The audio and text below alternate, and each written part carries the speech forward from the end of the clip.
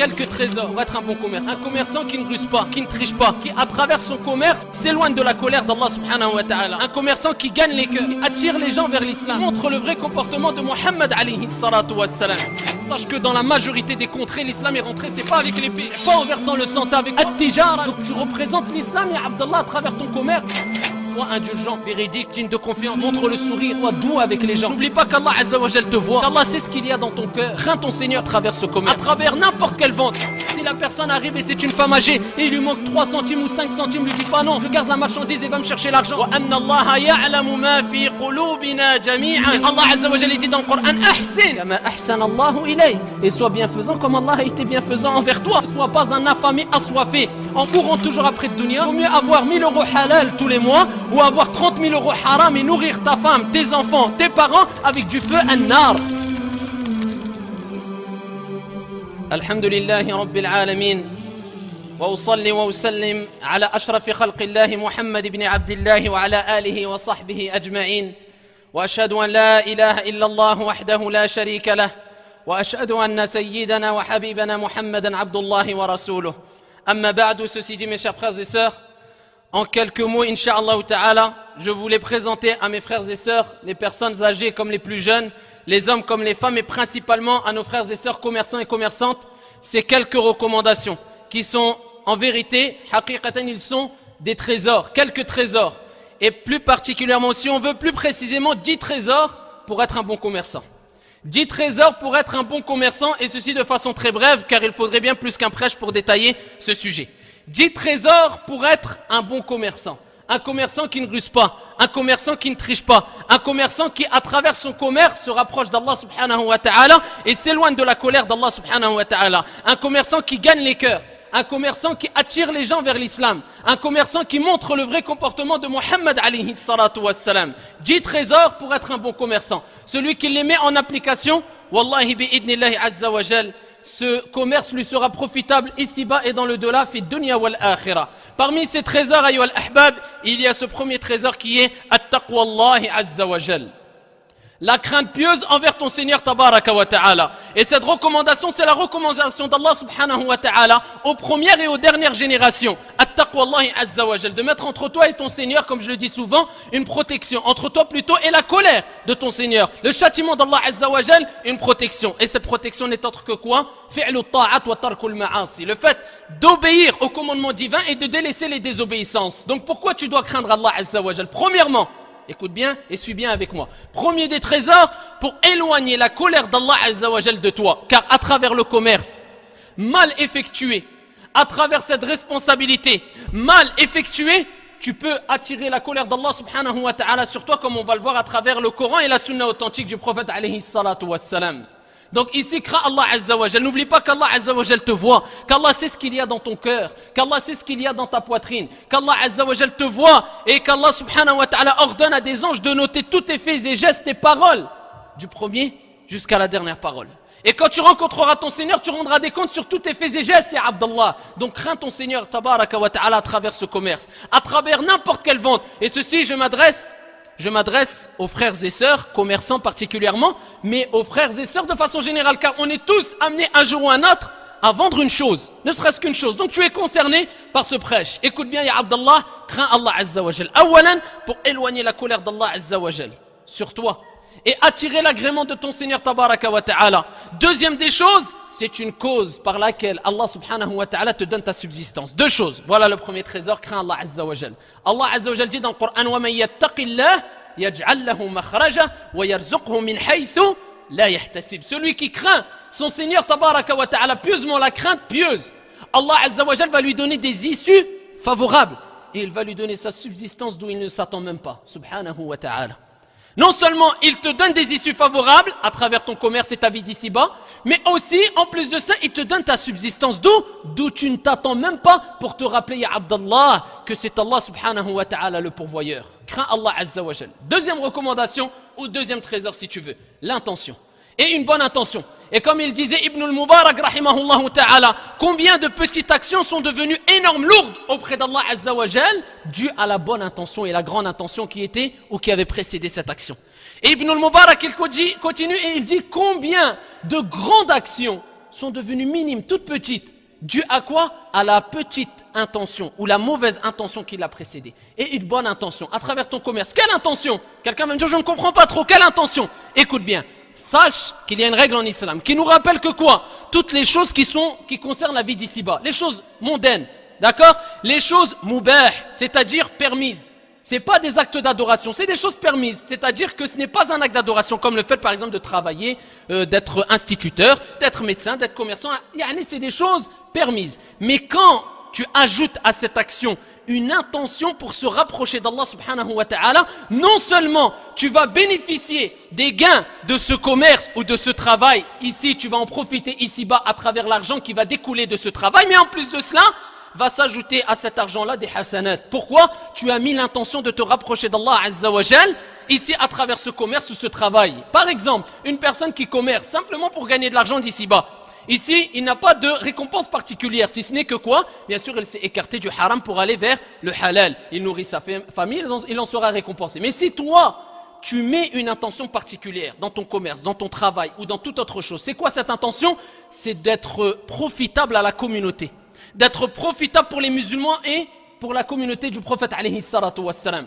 D'être profitable pour cette religion, de te rapprocher d'Allah Azza wa Jal à travers quoi? L'argent qui va découler de ce commerce ou de ce travail en faisant quoi? En donnant de l'argent fi sabilillah. C'est-à-dire je fais du commerce pour préserver ma religion, avoir du temps pour adorer mon Seigneur Tabaraka wa Ta'ala, pour peut-être embaucher des musulmans qui pourront faire leur prière à l'heure, pour faire avancer cette communauté vers le bien, pour avoir de l'argent dépensé fi sabilillah. Ala kulli hal, je travaille ou je fais ce travail pour me rapprocher d'Allah. Sache que non seulement tu gagnes de l'argent, mais tu gagnes d'énormes récompenses auprès de ton Seigneur Tabaraka wa Ta'ala. C'est pour ça que certains salafs, ils disaient, Wallahi, j'aime donner une intention particulière, même quand je mange, quand je bois, quand je dors, etc. Dans les choses qui sont simplement permises. Par exemple, c'est quoi cette intention particulière de se rapprocher d'Allah? Quand tu manges, dis, je mange pour avoir des forces pour pouvoir prier et adorer Allah. L'intention, elle change. Tu manges, non seulement tu remplis ton ventre, mais tu gagnes des récompenses. Tu te rapproches de ton Seigneur Tabaraka wa Ta'ala. Je dors, pas que pour dormir, mais je dors pour me reposer, pour avoir de la force, pour adorer mon Seigneur Tabaraka wa Ta'ala. Tu dors, tu as de la récompense et tu te rapproches de ton Seigneur Tabaraka wa Ta'ala. Donc, et une bonne intention. Tu crains Allah, deuxième des conditions, ou deuxième des recommandations, si tu veux, deuxième des trésors. Deuxième des trésors, ce terme est plus approprié. Deuxième des trésors, ici, est une bonne intention. Troisième trésor, ya ibadallah, place ta confiance en Allah subhanahu wa ta'ala. Place ta confiance en Allah azza wa jal. Tu commerces, tu es dans le commerce, tu es dans toute affaire, de toute façon, de façon générale, mais particulièrement ce qui nous importe, c'est at-tijara. Tu vends, tu achètes, place ta confiance en Allah azza wa jal, le vivant qui ne meurt jamais. Place ta confiance en Allah. C'est quoi placer sa confiance en Allah? C'est le fait, écoute bien, c'est le fait d'utiliser et de prendre les causes et en même temps de placer et s'en remettre à Allah subhanahu wa ta'ala pour qu'il mette de l'effet dans ses causes. Amma le fait de dire je place ma confiance en Allah azza wa jal, c'est le fait d'invoquer mon Seigneur tabaraka wa ta'ala, de m'en remettre à Allah et de ne pas utiliser les causes. Ça c'est un égarement et c'est la définition incomplète de ce que c'est que at-tawakkul ala al-hayy alladhi la yamut. Et la preuve de cela, elles en sont nombreuses. Ils en sont nombreuses ici et parmi les preuves, il y a le athar avec une bonne chaîne de transmission. Où Omar ibn al-Khattab radiyallahu anhu wa arda, il interdisait d'être parmi les personnes qui, écoutez bien, qui lèvent leurs mains au ciel et qui disent Allahumma arzuqni, Allahumma arzuqni, et qui restent sans rien faire. Omar il dit, vous savez tous et toutes qu'Allah azza wa jal ne fait pas pleuvoir, ne fait pas descendre du ciel de l'or et de l'argent. Donc en disant, ça sert à quoi de lever tes mains et dire Allahumma arzuqni, regarder le ciel et rester dormir chez toi? Omar il dit, est-ce que toi t'as déjà vu qu'Allah azza wa jal, dès que tu lèves les mains et tu dis Allahumma arzuqni, il fait tomber du ciel de l'or et de l'argent? Non, c'est à toi de prendre les causes, c'est ça le tawakkul. Il lui dit, taharrak. En bref, il lui dit bouge, il nous dit bouge, c'est pas ça le tawakkul. Et la preuve de cela, qu'on se doit de placer sa confiance en Allah. On a compris c'est quoi le tawakkul ala Allah. C'est-à-dire, je prends les causes et je place ma confiance en Allah. Ceci a été ordonné par notre Seigneur Tabaraka wa Ta'ala dans le Saint-Coran. Écoutez bien, dans Surat Al-Jumu'ah, la prière du vendredi, Allah Azza wa Jal, il dit Ya ayyuhalladhina amanu, idha nudiya lis-salati min yawmi al-jumu'ati fas'aw ila dhikrillah wa dharu al-bay'. Allah Azza wa Jal dit, oh vous qui avez cru, quand il y a ici, quand on vous appelle à la salat du jour du vendredi, accourez à l'invocation d'Allah Azza wa Jal et laissez toute négoce. C'est interdit. Pendant l'heure du khutbah, pendant l'heure de la khutbah et l'heure de la prière de l'Jumu'ah, toute négoce est interdite. La preuve, Surat al-Jumu'ah, ya akhi al-Habib, les derniers versets de Surat al-Jumu'ah, la surat du vendredi. Toute négoce est interdite. Allah il dit وَذَرُوا الْبَيْعِ. C'est un ordre d'Allah Azza wa Jal. وَالْأَمْرُ لِلْوُجُوبِ. Et l'impératif indique ici bien sûr le caractère obligatoire de la chose. وَذَرُوا الْبَيْعِ. Interdiction de vendre et d'acheter. Jusqu'à ce que la majorité des savants ont dit que toute vente et achat qui est effectué pendant l'heure du Jumu'ah, alors que tu as délaissé la prière du vendredi, et tu avais les capacités d'y aller, et tu as délaissé le sermon du vendredi, alors que tu avais les capacités d'y assister, cet argent-là, il est haram. Parce qu'Allah Azza wa Jalla, il a interdit de vendre et d'acheter, où tout travail est concerné par ce verset coranique. Donc tu n'as pas le droit de vendre et d'acheter, وَذَرُوا الْبَيْعِ pendant l'heure du Jumu'ah. Mais Allah Azza wa Jalla, il rappelle ensuite, qu'est-ce qu'on doit faire après ce prêche du vendredi? Il dit, ذَلِكُمْ خَيْرٌ لَكُمْ إِن كُنْتُمْ تَعْلَمُونَ. Cela est meilleur pour vous si vous le saviez. Puis quand vous avez terminé la salat al-Jumu'ah, quand vous avez terminé la prière, Allah dit, et achevez cette prière, dispersez-vous sur la terre et recherchez quelques effets de la grâce d'Allah Azza wa Jal. Mais n'oubliez pas, et invoquez Allah Azza wa Jal abondamment, fréquemment. Donc Allah subhanahu wa ta'ala nous ordonne quoi, ayyuhal ahibba? Il nous ordonne de prier, la prière du vendredi, de participer au prêche du vendredi et ensuite de chercher les grâces d'Allah Azza wa Jal, de marcher sur la terre, de chercher son risque, de bouger, de ne pas rester dormir après la prière du vendredi, va travailler. Et ça, c'est la preuve qu'on doit utiliser les causes. Et parmi les causes, ayyuhal ahibba, c'est quoi? C'est de se lever tôt le matin. Tu te lèves de chez toi, tu vas à la mosquée, tu fais la prière de subh en groupe. Man salla subha fi jama'a fahuwa fi dhimmatillah, kama qala alayhi salatu wassalam. Celui qui prie la prière du matin en groupe, il est sous la protection d'Allah Azza wa Jal. Ensuite, qu'est-ce que tu fais? Rapporté par l'imam An-Nasa'i et Tirmidhi, authentifié par Cheikh Al-Albani rahimahullah ta'ala. Voilà que le messager d'Allah alayhi salatu wassalam, ayyuhal ahibba, il a invoqué son Seigneur tabaraka wa ta'ala pour cette communauté et il a dit Allahumma barik li ummati fi bukuriha. Oh Allah, bénis pour ma communauté, avec une traduction approximative, ses activités matinales. Bénis pour ma communauté, ses activités matinales. C'est pour ça, parmi les causes, ya Akhil Habib, si tu veux avoir ton risque de la meilleure façon et qu'il y ait le plus de baraka dans ton risque, dans ta subsistance, lève-toi le matin, utilise les causes, le matin, ceci sera plus profitable pour toi. Cinquième trésor ou cinquième recommandation, al-aqidatu sahiha. La bonne aqida, les bonnes croyances ou les bons dogmes dans la vente et l'achat, dans la vente et dans le commerce. Pourquoi? Parce qu'on voit que malheureusement à travers le commerce, beaucoup de nos frères et sœurs tombent dans ce qu'on appelle al-shirku billahi azza wa jal wal iyadhu billah. Dans le commerce, na'am. Vous savez comment on appelle ou ce que appellent certaines personnes la main de Fatma. Masha'Allah, je ne sais pas d'où ils ont sorti ça là. La main de Fatma, donc ils mettent une main comme ça, vous l'avez déjà vu. Donc quelquefois on la met en métal pour que l'ayn il parte plus vite soi-disant. Quelquefois on la met en bois, quelquefois, ala kulli hal, vous connaissez. Donc certains les mettent au-dessus de leur maison, d'autres les mettent au-dessus des commerces. Ils disent pour éloigner al-ayn, donc le mauvais œil de mon commerce. Wal'iyadu billah. Quel baraka tu vas avoir dans ton commerce alors qu'à travers ce commerce tu attires la colère d'Allah Azza wa Jal. C'est pour ça que je vous ai dit au début, la première des recommandations, at-taqwallah. N'attire pas la colère d'Allah, mais attire l'agrément d'Allah Azza wa Jal, ya Akhil Habib. Ou d'autres, ils disent, vous connaissez ça.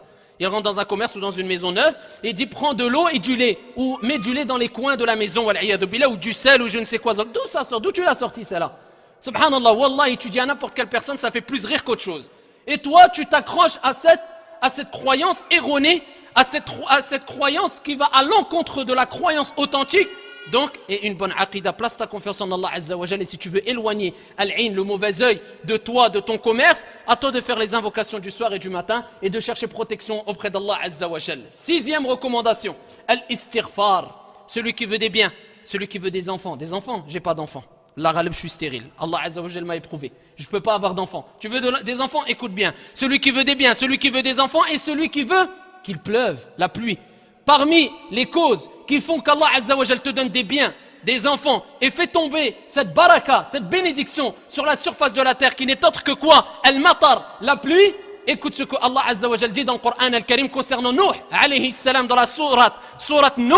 Il dit faqultu, c'est-à-dire Nuh alayhi salam, faqultu astaghfiru rabbakum innahu kana ghaffara. Et j'ai dit, implorez le pardon de votre Seigneur. Implorez le pardon de votre Seigneur. Il est certes grand pardonneur. Et pourquoi? Quels sont les résultats? Quels sont les fruits du fait de demander pardon à son Seigneur tabaraka wa ta'ala? Pour qu'il vous envoie du ciel des pluies abondantes et qu'il vous accorde beaucoup de biens et d'enfants. Et qu'il vous accorde beaucoup de quoi? De biens et d'enfants. Akthir min al-istighfar. Le fait de dire astaghfirullah, astaghfirullah, astaghfirullah, astaghfirullah. Tout simplement, akthir min al-istighfar. Augmente l'istighfar, la demande de pardon. À travers cette demande de pardon, Allah te donnera des biens, des enfants. Et Inch'Allah ta'ala, il bénira dans tes biens aussi. Septième recommandation, septième trésor. Anfiq, unfiq alayk. Man qala dhalik, rabbul bariyah. Rapporté par l'imam Muslim. Le prophète alayhi salatu wassalam a dit qu'Allah azza wa jalla a dit dans un hadith qudsi rapporté par Muslim, il a dit Ya ibn Adam, ô enfant d'Adam, unfiq alayk, dépense et je dépenserai pour toi. Et Allah azza wa jalla dit dans le Coran ahsin kama ahsana Allahu ilayk, et sois bienfaisant comme Allah a été bienfaisant envers toi. Donc la recommandation ici n'est autre que quoi? Sors de ton argent et sois pas un avare en ayant des pinces dans ta poche. Allah t'a donné de ses bienfaits, dépense ses bienfaits dans le sentier d'Allah Azza wa Jalla. Et n'oublie pas le verset coranique Allah il anéantit les intérêts usuraires et il fait fructifier les aumônes. Et le prophète a juré, il a dit il n'y a aucune aumône donnée qui celle-ci diminue quoi que ce soit en ta richesse. Abadan, quand tu donnes une aumône, cette aumône ne diminuera en rien du tout dans ta richesse, bien plus que cela. Allah va la faire multiplier, augmenter. Donc cette recommandation essentielle, sois ici reconnaissant envers ton Seigneur Tabaraka wa Ta'ala et dépense de temps en temps de ce que Allah Azza wa Jal t'a donné. Huitième trésor, husnul khuluq. Ça mériterait au moins, et sans fausse modestie, 8 ou 9 conférences, de façon très brève. Sois une personne véridique, comme j'ai dit au début, et ne sois pas un menteur. Sois une personne digne de confiance, amin, et ne sois pas un recherche, wal'iyadhu billah, quelqu'un qui trahit ou qui ment ou qui cache les défauts. Qu'est-ce que c'est que ce comportement, wal'iyadhu billah? Tu vends une marchandise à un musulman ou non musulman et tu caches les défauts. Tu vends une voiture et tu sais qu'il y a des défauts. Exemple clair. Et qu'est-ce que tu dis? Est-ce qu'il y a des défauts? Non, il n'y a pas de défauts. Tout est bien, il n'y a pas de problème. Et toi, tu sais qu'il y a des défauts. Le prophète alayhi salam, il a mis une mise en garde claire et sévère sur ce comportement, on va le voir.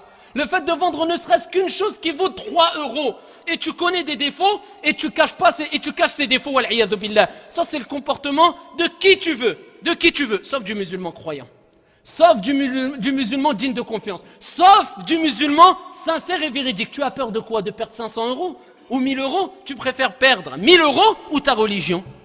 Et alors, tu vas perdre cette vente peut-être.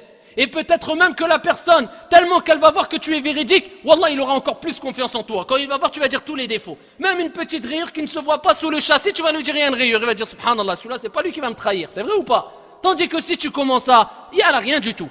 La voiture, c'est une 1990, elle a rien, elle est comme neuf. Comment ça, 90, elle a rien, elle est comme neuf? D'où ça sort ça? Dis les défauts, ya Abdallah. Même s'il y a un contrôle technique, à titre d'exemple, je parle de la voiture, c'est ce qui me vient à l'esprit, ou bien d'un commerce ou d'une maison ou toute autre chose. Même s'il y a un contrôle technique, une vérification qui a été faite, tu as une responsabilité si tu connais d'autres défauts, à toi de mentionner ces autres défauts. Et un bon comportement, et aussi parmi le bon comportement, soit indulgent et doux.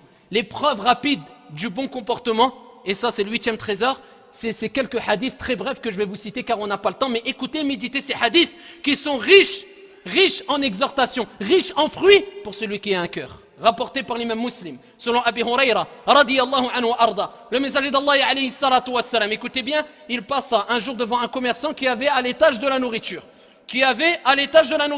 Il mit les doigts, alayhi salatu wassalam, et trouva de l'humidité. Donc il a fait rentrer sa main à l'intérieur de cette nourriture, il a trouvé en dessous, au-dessus, masha'Allah.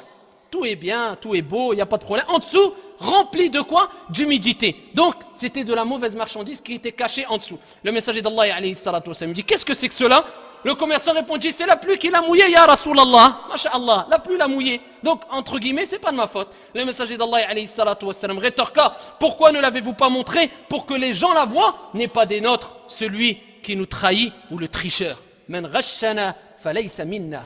Celui qui nous triche ou qui nous ment, qui nous trahit n'est pas des nôtres, wal'iyadhu billah. Le prophète lui a dit ça d'une façon sévère pour lui rappeler que quoi? Ittaqillah, crains Allah et montre les défauts au-dessus, il ne cache pas les défauts. La personne va acheter cette nourriture, il va croire que c'est de la bonne nourriture, il va rentrer chez lui, il va rentrer sa main, ou sa femme va cuisiner, elle va voir que tout ce qui est en dessous de cette nourriture, ou caché sous cette nourriture, qui était apparente, est pourri.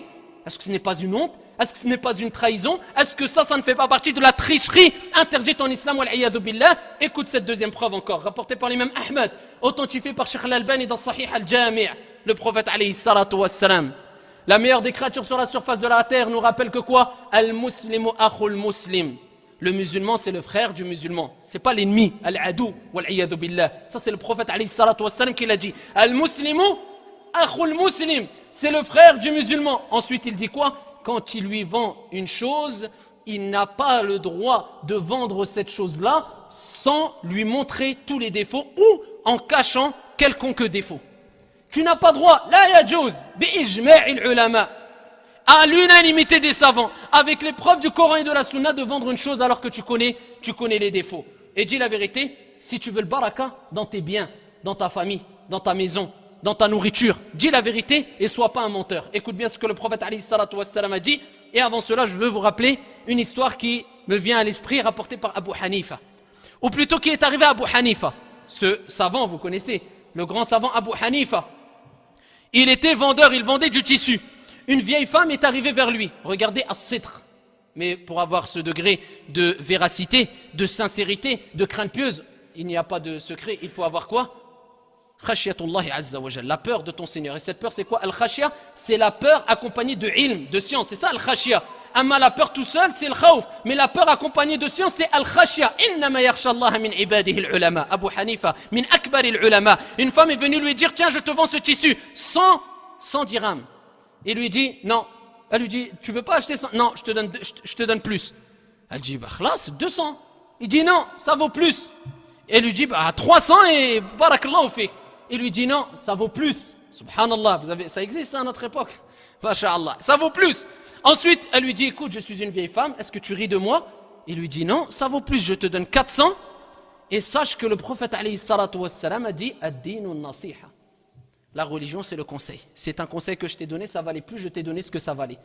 Il est où? Ou elle est où cette véracité, cette justice, ce adl à notre époque? On n'en est même pas là, on est juste à dire ne cache pas les défauts et sois juste, sois doux, sois indulgent quand tu vends et quand tu achètes akhil karim, et ne mens pas en jurant. Et ça, c'est le critère qu'on retrouve chez beaucoup de nos frères et sœurs, rapporté par l'imam Ahmad al-Hakim, authentifié par Sheikh al-Albani. Le prophète alayhi salatu wassalam a dit, les commerçants sont les libertins ou les malfaiteurs. At-tujjar humul fujjar wal iyadhu billah. C'est sec cette parole quand même.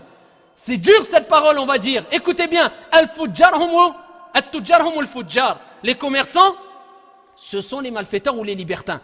Il y a un compagnon qui a dit, Ya Rasulallah, ou les compagnons ont dit, est-ce qu'Allah Azza wa Jalla n'a-t-il pas rendu le commerce licite? Et le prophète alayhi salatu wassalam a dit, si, mais il jure en disant des mensonges et parle sans dire la vérité. C'est de cela qu'il parlait.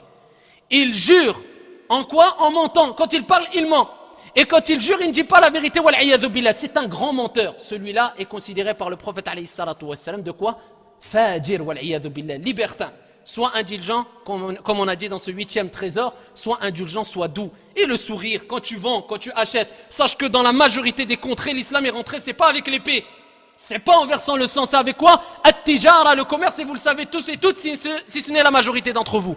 Le commerce, ayyuha al-ahbab, ils ont gagné les cœurs, soit attirer les gens vers la religion qui est l'islam, envers les musulmans et les non-musulmans. Montre-leur c'est quoi le comportement du commerçant. Et sache que le prophète alayhi salatu wassalam lui-même était commerçant. Donc tu représentes l'islam, ya Abdallah, à travers ton commerce. Sois indulgent, sois véridique, sois digne de confiance, montre le sourire, sois doux avec les gens, offre quelquefois des cadeaux. Si la personne arrive et c'est une femme âgée et il lui manque 3 centimes ou 5 centimes, lui dis pas non, je garde la marchandise et va me chercher l'argent. Sois un peu indulgent, ya akhil habib. Et je ne dis pas à ceux qui achètent d'exagérer. Bon, je te donnerai demain l'argent alors qu'il a de l'argent de côté. Wal'iyadhu billah. Ça, c'est un égarement aussi. Mais je dis, quand tu vois des gens qui viennent chez toi, et surtout si c'est des clients à toi, ou bien c'est des personnes qui n'ont pas trop d'argent, sois indulgent avec eux et reçois la bonne nouvelle du prophète alayhi salatu wassalam. Celui qui a dit alayhi salatu wassalam, rahimallahu abdan, samhan idha ba'a, wa samhan idha ishtara, wa samhan idha iqtada. Qu'Allah fasse miséricorde. C'est le prophète qui l'a dit à un homme, à un serviteur qui est doux, qui est indulgent quand il vend. Il est doux, il est indulgent quand il achète. Il est doux, il est indulgent quand il demande son droit, c'est-à-dire qu'on lui rende son argent, ou bien quand il va donner de l'argent à la kulli hal dans toute situation. Qui concerne le commerce at-tijara, c'est une personne samhan, indulgente ou douce. Et ça fait partie des comportements des véritables croyants. Le 9e et avant-dernier trésor, al-hasad, iyyakum wal-hasad. Méfiez-vous de la jalousie entre vous les commerçants. Celui-là, il a acheté هذا شراء وأنا ما شريتش. هذا باع وأنا ما بعتش والعياذ بالله. أم يحسدون الناس على ما آتاهم الله من فضله. Allah dit dans le Coran, est-ce qu'ils envient les gens? Est-ce qu'ils ont de l'envie envers les gens concernant les bienfaits qu'Allah Azza wa Jalla a donné à ceux-ci? C'est-à-dire, est-ce que toi tu envies les gens alors que le bienfait que cette personne a reçu, c'est Allah qui lui a donné, wal'iyadhu billah, al-Hasan al-Basri. Et d'autres savants disent, c'est comme si tu disais, en quelque sorte, Allah est injuste. Ya Allah, pourquoi tu lui as donné ça à lui et moi tu m'as pas donné, wal'iyadhu billah. C'est grave, il a donné ce bienfait à ton frère, fais des invocations pour ce frère-là. Et si tu es jaloux, laisse cette jalousie mourir en toi, ne la manifeste pas à travers ta langue et tes faits et gestes, c'est le principal, comme on dit, al-ulama, car tout le monde a un peu de jalousie naturelle en soi. T'as bien compris? Akh el-Habib, n'oublie pas, ne sois pas jaloux de ton frère ou de ta sœur. Sache que c'est un bienfait d'Allah Azza wa Jal et peut-être demain Allah te donnera encore meilleur que lui. Et ce qui nous importe, c'est l'ukhuwa, c'est le mahabba fillahi Azza wa Jal. Et pourquoi pas, alors que le prophète alayhi salatu wassalam, il dit dans un hadith authentique, Allah subhanahu wa ta'ala, yawm al-qiyamah yaqul, ayna al-mutahabbuna bi jalali, al-yawma udhilluhum fi dhilli yawma la dhilla illa dhilli. Alors qu'au jour de la résurrection, dans Sahih Muslim, Allah Azza wa Jal, il nous rappelle que quoi? Qui va être dit de sa part, Allah lui-même va dire, au jour de la résurrection, où sont ceux qui se sont aimés en mon nom glorieux? Aujourd'hui, je les ombrage de mon ombre, le jour où il n'y aura d'autre ombre que la mienne. Al-mahabba fillah. Allah dit dans le Coran, وَلَا تَنَازَعُوا فَتَفْشَلُوا وَتَذْهَبَ رِيحُكُمْ وَاصْبِرُوا إِنَّ اللَّهَ مَعَ الصَّابِرِينَ. Et ne vous disputez pas, sinon vous risquerez de fléchir et de perdre vos forces. Patientez, Allah est avec les patients. Pourquoi t'envies ton frère alors que le prophète dit dans Sahih Muslim, لا يؤمن أحدكم حتى يحب لأخيه ما يحب لنفسه. Qu'est-ce qu'on en fait de tous ces hadiths, wal'iyadhu billah? Où est la communauté au jour d'aujourd'hui qui prétend vraiment aimer Allah et son messager? On parle jour et nuit, mais l'application, hadith wala haraj wal'iyadhu billah. Donc à nous de craindre Allah Azza wa Jalla, et moi le premier, wallahi, sans fausse modestie, c'est une recommandation et des recommandations pour moi le premier, et Allah il en est témoin.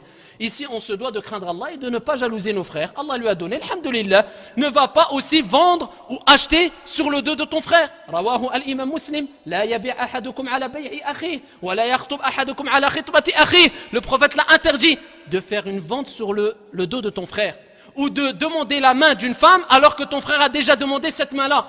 Un tel, tu sais qu'il a fait une affaire, tu vas appeler derrière, moi je vous en donne plus. Hada huwa al-islam. Masha'Allah la quwwata illa billah.